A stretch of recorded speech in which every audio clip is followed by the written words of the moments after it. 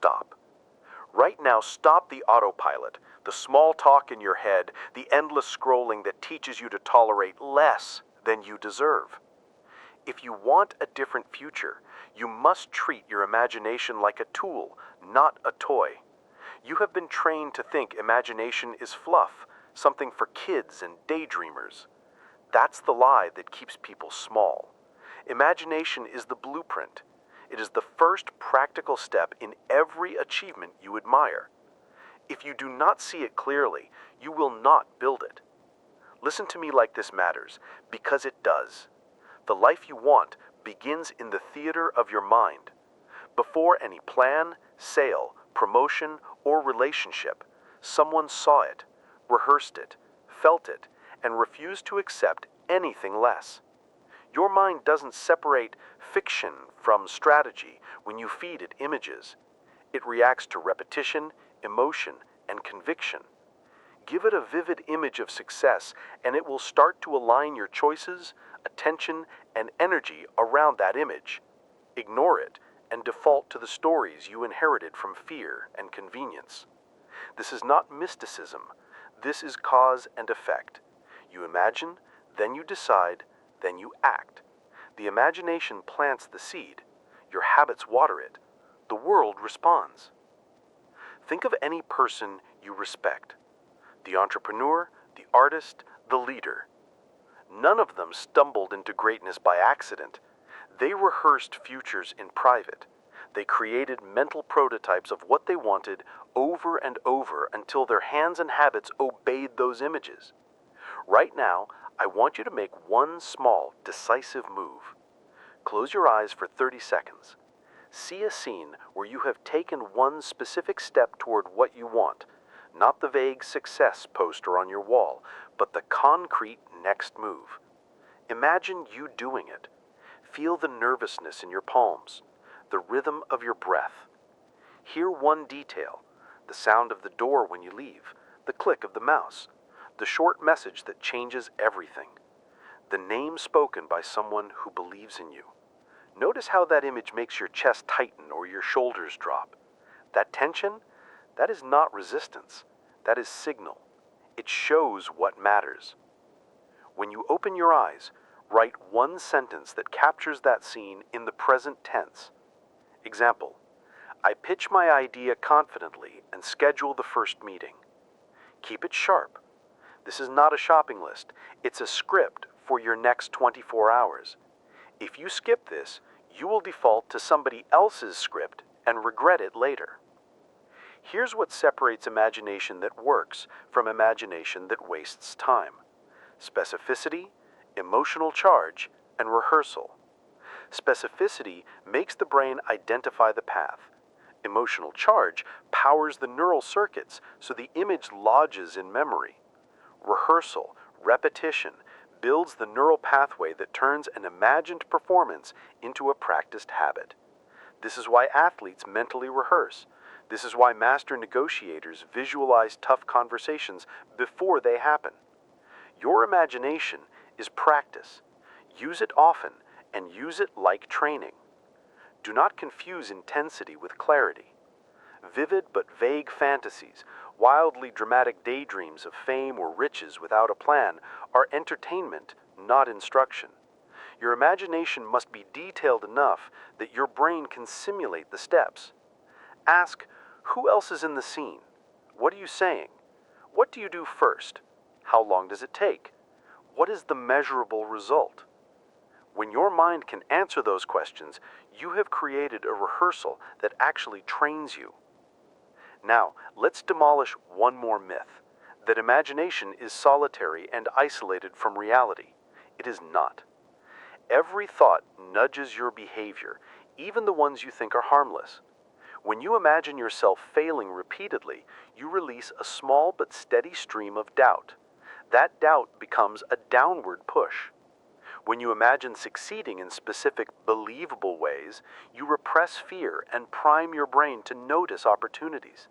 This is not about blind optimism. It's about purposeful mental engineering. You might be thinking, but I'm not creative. Replace that self-sentence now. Creativity is simply seeing a problem and imagining a better way through it. That skill is trainable. It starts with tiny exercises and builds by habit. You will not turn into someone else overnight, but the person you are today is one or two repeated images away from becoming the person who acts differently. One practical method that changes the game is what I call the one-scene rehearsal. It's ridiculously simple and unbelievably effective. Pick one task that will move the needle this week. Not 100 tasks, one. Close your eyes, place yourself 5 minutes before you start that task. See the room, the device, the people. Feel your breathing. Picture the precise first sentence you will use. Imagine a small victory, a confirmed meeting, a sent email, a completed draft. Repeat this scene twice a day for 3 days. That repetition reduces friction. It tells your subconscious, this is familiar, do it. Let me tell you why this works.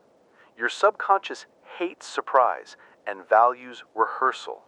When you have played a scene enough times, performing it becomes a lower resistance option. You stop inventing excuses because your body already remembers how to do it. That is habit formation in action, guided by imagination. Now, balance is crucial. Do not confuse imagining with planning. Planning is mapping steps, timelines, resources. Imagination is the engine that keeps you aiming at the right target. Both are necessary. Use the image to hold the target steady while your plan breaks the path into tasks. If you only plan without the image, you will get distracted. If you only imagine without planning, you will be unprepared. Combine them. You will also run into internal saboteurs. Some voices in your head will tell you that you are not the type who succeeds, or that the idea won't work, or that people will laugh. You must train your mind to test those voices rather than obey them. When doubt arises, ask for evidence. Does imagining failure give you a preview of real obstacles? Good. Use that preview to adjust. But do not let a fearful script write the entire movie. Replace I can't with I can rehearse and I can learn. That tiny language shift recalibrates your mental engine from avoidance to experimentation. Let me drop something rare but useful from the archive of thinkers who shaped how people approach achievement. Napoleon Hill taught the power of a definiteness of purpose, a clear, unwavering target. Earl Nightingale reminded people that we become what we think about. Dale Carnegie taught influence through genuine interest in others. Don't worship them. Use their distilled insight as tools. Hill's point is practical. A clear image is a navigational star. Nightingale's point is operational. The content of your thoughts directs your habits. Carnegie's point is social. When your imagination includes other people's needs, your actions land. One more exercise, slightly deeper. It's called edge visualization. Find a quiet minute. Envision not only the scene of success, but the exact moment of resistance, the objection, the setback, the phone call that doesn't go through. Now, imagine yourself pivoting. You stay calm, you take one corrective action, and you continue. Play this failure plus pivot film several times. This trains resilience. It prepares you emotionally to respond instead of melt down. Imagine the worst reasonable outcome, then imagine a practical fallback. That combination reduces the fear of trying. I want you to treat this like sharpening a tool. Don't aim for perfection in your images, aim for habit. Perfect images are not necessary. Consistent images are. The person who sees a step clearly and does it today will outpace the person who waits for the perfect plan next month. Here's a small commitment. For the next 7 days, spend 2 minutes twice a day for the one-scene rehearsal for one priority action. Add 1 minute at night for edge visualization. Write one sentence each morning describing the result you rehearsed, in the present tense. That's it. Short, sharp, repeatable. If you actually do this for a week, you will feel a subtle but unmistakable shift. Your days will have more movement and your excuses will thin. If you want a reason to keep going beyond the small wins, consider how imagination compounds. Each practiced scene becomes a new possibility. When you rehearse a sale, you raise your chance of closing. When you rehearse a difficult conversation, you reduce anxiety and make honesty possible. When you rehearse discipline, waking early, writing, training, your identity begins to change. You stop thinking of yourself as someone who tries and start thinking of yourself as someone who does. So here's the challenge. Pick one concrete action that, if completed, would make tomorrow obviously different. Rehearse it now for 30 seconds. Write the sentence. Do not negotiate. This is a test. If you refuse, that refusal is information. It tells you where your comfort stops. If you accept, you just gave your brain permission to act. You are the only person responsible for how large your imagination is allowed to be. People will tell you to be realistic.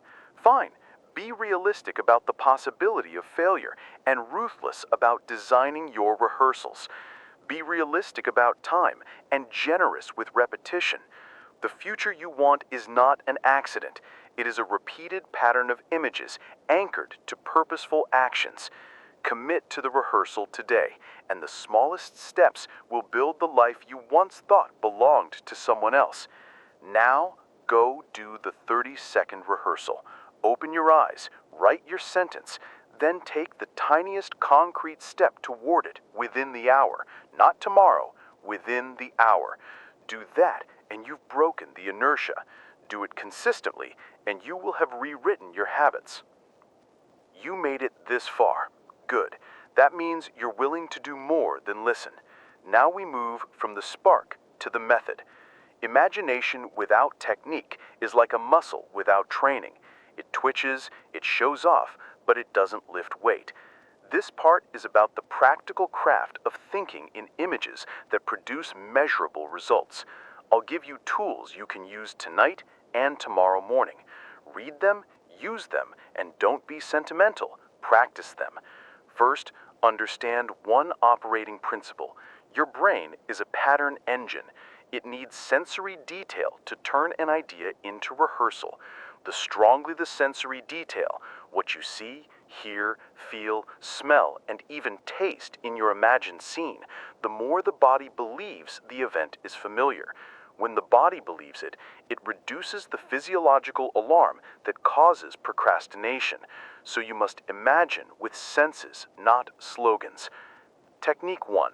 Cinematic visualization. Imagine the next step as a movie shot. Start with a wide frame, the room, the light, the time of day. Then zoom in. Where are your hands? What is on the table? What sound greets you?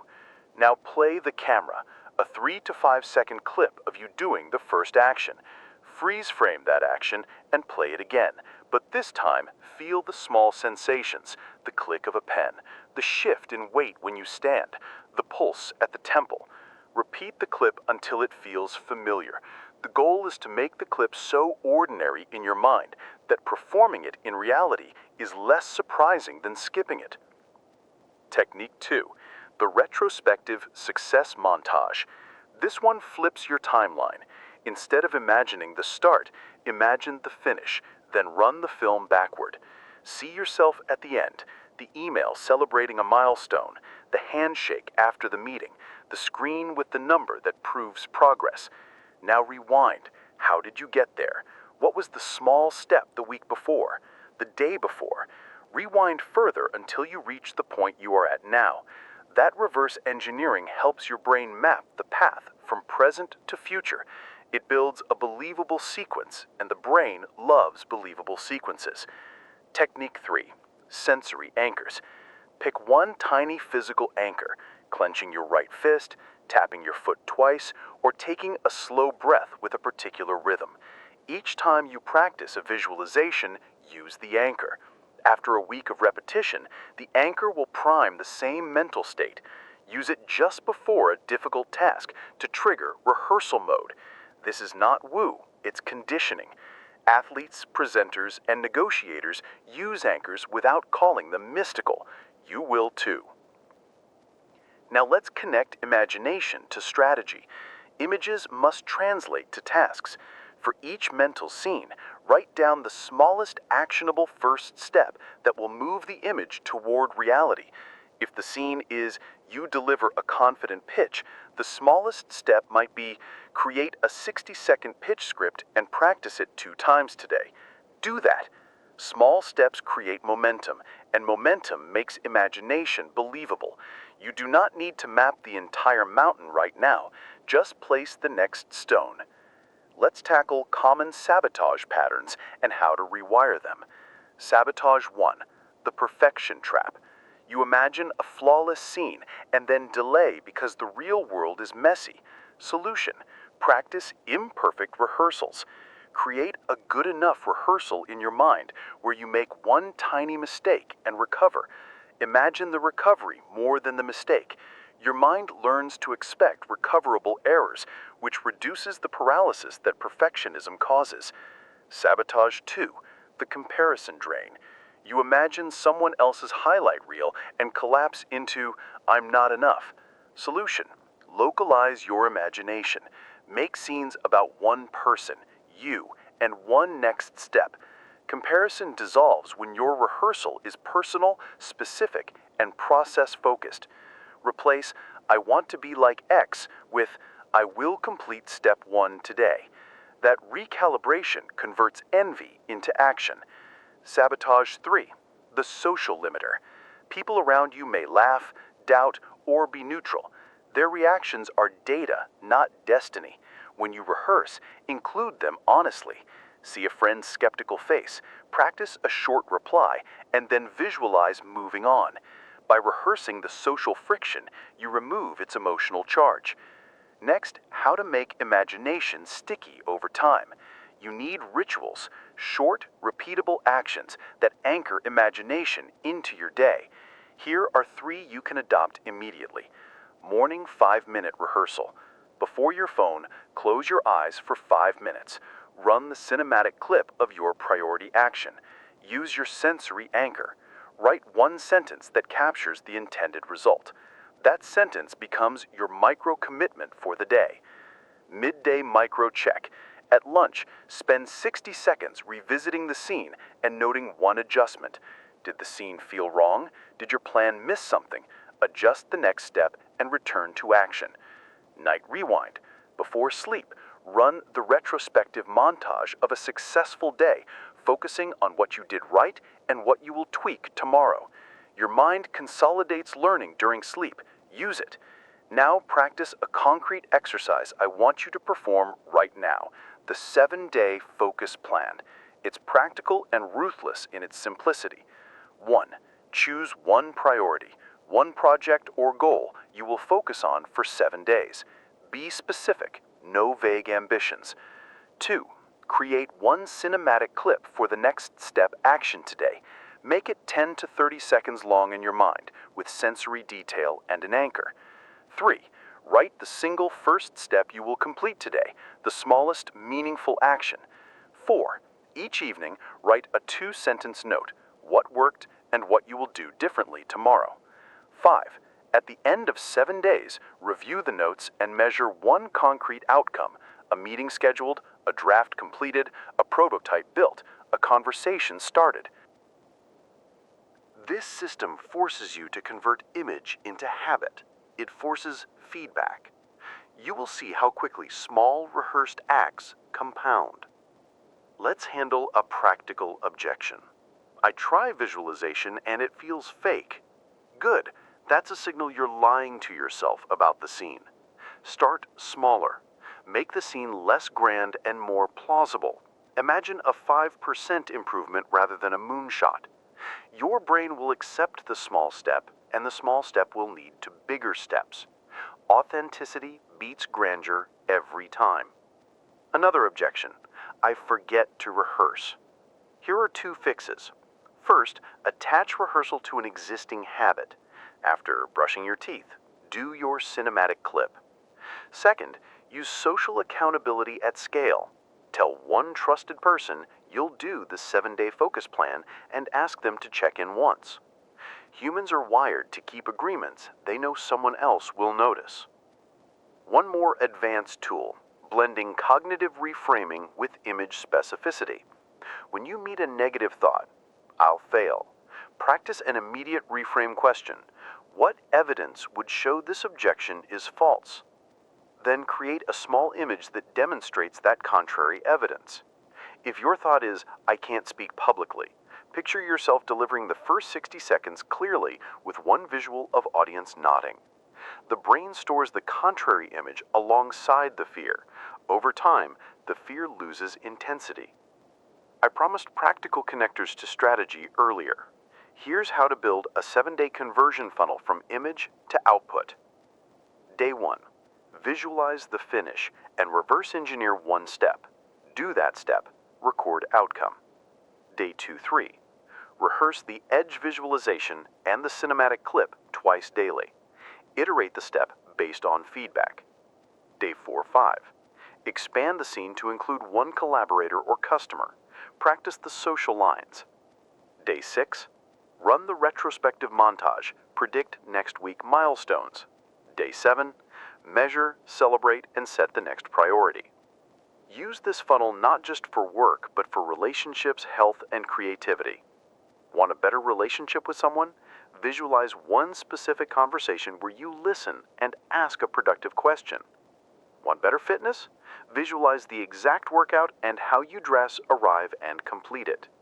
Imagination is a universal adapter. It plugs into any domain. Now, I'll give you 2 short phrases to carry with you. Repeat them out loud now. Rehearse the real next step. Design for recoverability. The first phrase forces specificity. The second removes perfection paralysis. Say them before any rehearsal session. They anchor your mindset. Before we finish this part, a rare compact nudge from the big thinkers you respect, not to worship, but to apply. Hill urged a definiteness of purpose. That means your rehearsals should have a North Star. Nightingale reminded that you become what you think about, so make those thoughts operational. Carnegie taught that real influence comes from interest in other people, so include empathy in your scenes. Use those 3 frames to keep your imagination honest: direction, consistency, and social intelligence. Finish this part with one exercise. Create your cinematic clip for tomorrow's priority and practice it now for 3 minutes. Use your anchor. Make the scene plausible. Then write the first step and schedule it on your calendar for tomorrow, not sometime, a time. If you want results, you must move from vague intention to scheduled action. The moment you ink time, the mind treats the image as appointment, not fantasy. You have new tools now. Don't admire them. Use them. The imagination is only as powerful as the structure you give it. Make the images specific, sensorial, and rehearsed. Tie them to tasks. Build the rituals. Measure the tiny wins. Repeat. Do the 3-minute rehearsal now. Then act. I'll be here with the next part, the part about turning repeated images into habits and how your subconscious becomes an ally rather than an obstacle. Part 3. By now, you've tasted it, the difference between daydreaming and rehearsal. You've seen how a single image, sharpened and repeated, can change the way you move through the day. But here's the deeper layer. When you repeat these images often enough, they stop being just thoughts. They slip beneath the surface and start to live in your subconscious. And once they're there, they become automatic. That's the point most people never reach because they quit before the repetition rewires them. You won't. Your subconscious is like fertile soil.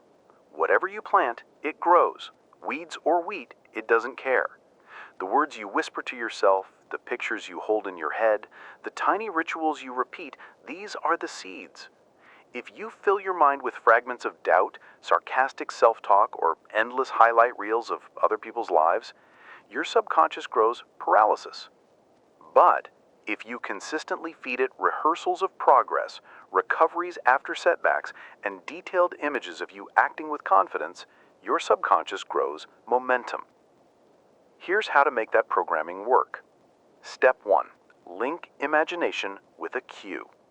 Pick a moment you already live through every day: brushing your teeth, boiling water, opening your laptop. Attach a quick visualization to that cue. For example, every time you pour your first coffee, close your eyes for 20 seconds and run the cinematic clip of your priority action. That cue plus clip repetition tells your subconscious this action belongs here. After a week, the cue itself will trigger the mental rehearsal automatically. Step 2. Reinforce with micro-rituals, small, repeatable actions that anchor the image. You might tap your pocket twice after imagining a confident meeting. You might stretch your shoulders each time you visualize speaking clearly. The point isn't the ritual itself, it's the consistency. The ritual becomes the physical echo of the image, embedding it deeper. Step 3. Reframe your inner dialogue. Words are images compressed. Every time you say, "I can't," your subconscious sees a picture of failure. Every time you say, "I don't yet," or "I'm training," the subconscious sees a path. Swap sentences deliberately. For the next week, ban the phrase "I can't." Replace it with either "I won't," if you're being honest about a choice, or "I will learn." That shift is subtle but massive. It tells your subconscious you are still in control. Now, let's talk about stress and failure. Life will throw you hits harder than any visualization. But if you've trained, you can use imagination as armor. Here's how. Run what I call Plan B rehearsals. Don't just picture success, picture the setback, then the pivot. Imagine the phone call where someone says no. Feel the sting. Then immediately imagine your response. You take a breath, you send the next message, you adjust the pitch. Do this enough times, and when the real no comes, your body won't freeze. It will remember the pivot you rehearsed. This is resilience by design. Failure is not an enemy, it's feedback. The only failure that matters is the one you don't learn from. If your subconscious is trained with recovery images, you will rise faster than others. That's the secret behind grit. People think grit is toughness. No, grit is rehearsed recovery. Now, I want you to build 2 daily anchors. One before sleep, one after waking. Before sleep, close your eyes and replay the day, but edit it. Take one mistake or missed moment, and instead of replaying it with regret, run a new scene where you handled it better. See yourself responding calmly, taking the action you wish you had. That way, when you sleep, your subconscious stores the improved version, not just the failure. You are literally teaching your brain a better memory. After waking, before touching your phone, take 60 seconds to visualize the priority of the day, clearly, in first person, in present tense. End with one sentence. Today, I do X. Speak it out loud if you can. That primes your subconscious, like loading software before the operating system boots. Let's tie this back to habits. A habit is nothing but imagination plus repetition plus reward. Imagine the act, repeat it, reward it. You don't need chocolate or applause for the reward. Even a written check mark, a fist pump, a whispered yes can be enough. The brain loves closure. Give it closure every time you complete the action you rehearsed. That's how the loop locks in. You may notice something fascinating as you repeat these rituals. Your identity begins to shift. At first you say, "I'm trying." Then you catch yourself saying, "I do." This is identity catching up to rehearsal. The more you live the scenes in your head, the less they feel foreign. And when your subconscious accepts them, you stop arguing with yourself about whether you can. You just do. Here's a direct challenge. For the next 3 nights and 3 mornings, run the 2 anchors. Nighttime edited replay, morning priming. Don't miss a single one. After 3 days, notice how your inner dialogue changes. The constant second guessing will soften. The urgency to act will sharpen. That's the subconscious beginning to obey new images. Let me remind you, this is not blind positive thinking. This is engineered mental training. Dale Carnegie taught that when you change the way you think, you change the way you feel. And when you change the way you feel, you change the way you act. Earl Nightingale pushed it further. We become what we think about. You are not just rehearsing tasks here. You are rehearsing a version of yourself that thinks and acts differently. Imagine this. You, 3 months from now, walking into a room. People notice something different. Posture, energy, confidence. They can't explain it, but they feel it. What changed? Not a miracle. Rehearsal. You planted those images weeks earlier, and now they've bloomed into automatic behavior. That's the compounding effect of imagination meeting subconscious. So, here's the practice I want you to start tonight. Create a 2-minute film in your head of tomorrow going well. Make it ordinary, not grand. You wake, you complete one key task, you handle one setback with calm. You end the day with progress. Play that film 3 times before you sleep. When you wake, play it once more.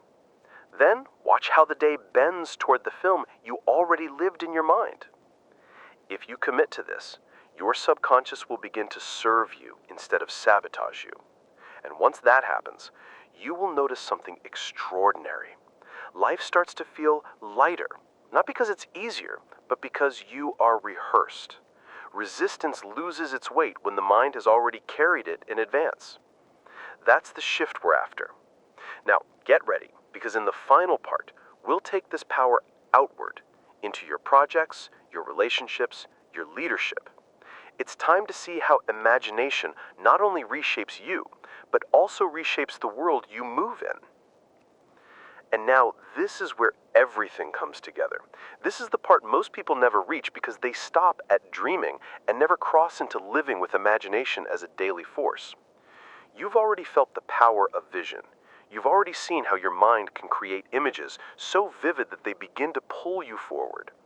But now the challenge is to weave imagination into the very fabric of your life until it's not something you practice occasionally, it's who you are. Think of it this way.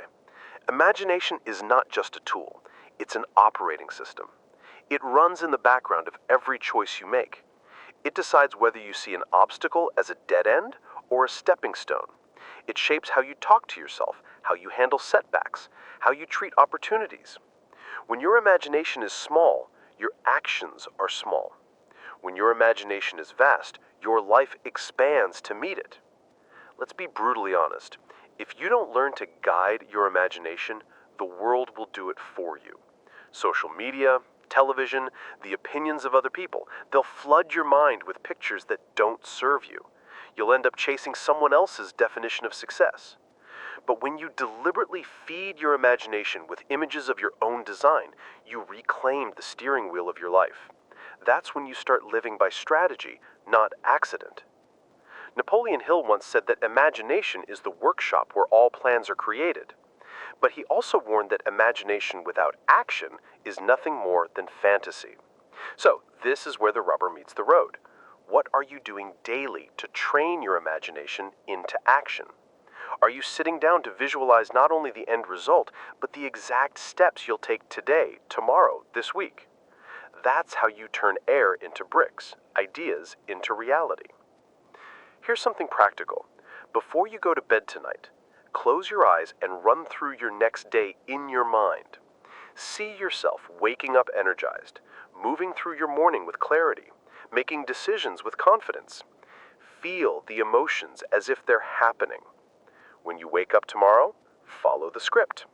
You'll be amazed at how much smoother your day flows, how much more control you feel. That's not magic. It's your imagination training your nervous system in advance. But don't stop there. Expand this practice to your weeks, your months, your years. Imagine the kind of person you want to be 6 months from now. Don't just see the achievements. See the habits, the daily rituals, the way you walk into a room, the way you talk, the way people respond to you. Imagination is not only about what you do, it's about who you become. Dale Carnegie said that people rarely succeed unless they have fun in what they are doing. So ask yourself, is your imagination filled with struggle and grind, or is it filled with joy, energy, and excitement?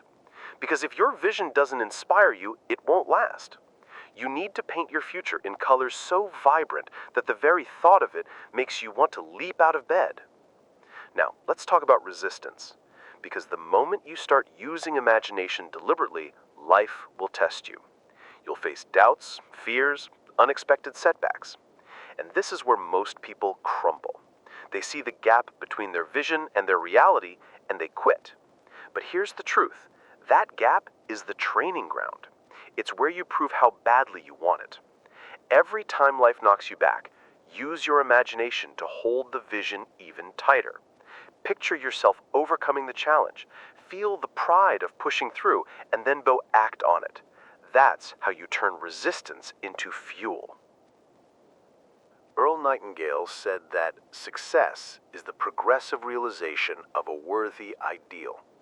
Notice the word progressive. It means success is not a single moment. It's a continuous unfolding. Your imagination gives you the ideal. Your actions give you the progress. Together, they create success. But you must stay consistent. One vision session won't transform your life. One day of imagination won't erase years of old programming. This is about repetition, about building an inner movie that becomes so dominant that reality has no choice but to follow. Here's the challenge I want to leave you with. Over the next 30 days, commit to a daily imagination ritual. It doesn't have to take long.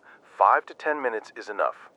Every morning or every evening, close your eyes and see the person you are becoming.